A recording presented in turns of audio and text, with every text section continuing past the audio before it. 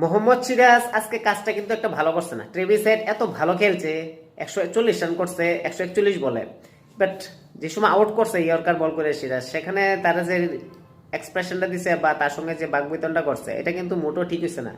Travis head বরাবরই খুব ভালো খেলছে এবং ভালো মাপের প্লেয়ার, কিন্তু সে যে ড্যামেজটা করে গেছে এটার কিন্তু ভরপাই ভারত আর করতে পারছে না। ওয়ান ম্যান আর্মি হিসেবে খেলছে, বাট সিরাজের উচিত ছিল সে ক্ল্যাপ করা বা প্রশংসা করা। সে জায়গার মধ্যে সে উল্টা তারা স্যান্ড অফ করছে খুব খারাপ ভাবে, মানে পেভিলিয়নের দিকে যাওয়ার ইশারা দিছে, যার কারণে ট্রেভিস হেডও কিন্তু এখানে তারা কিছু কইছে। তো যাই হোক, ক্রিকেটের মধ্যে আমরা জানি জেন্টলম্যান গেম, আর অ্যাগ্রেশনের কারণে এত ওভার অ্যাগ্রেশন হওয়া ঠিক না, যেটা নিয়ে সুনীল গাভাস্কারও কিন্তু কইছে যে সিরাজের এই কাজটা করা ঠিক হইছে না। সে যে কাজটা করে গেছে অলরেডি ইন্ডিয়ার ব্যাকফুটে নিয়ে গেছে, তারপরেও তার উচিত আসলো ক্ল্যাপ করে সে তারা সমর্থন করা। এসে ক্রিকেট জেন্টলম্যান ক্রিকেট, বা সিরাজের ব্যবহারটা মোটেও ভালো হয়েছে না, স্পেশালি আমার লেগা।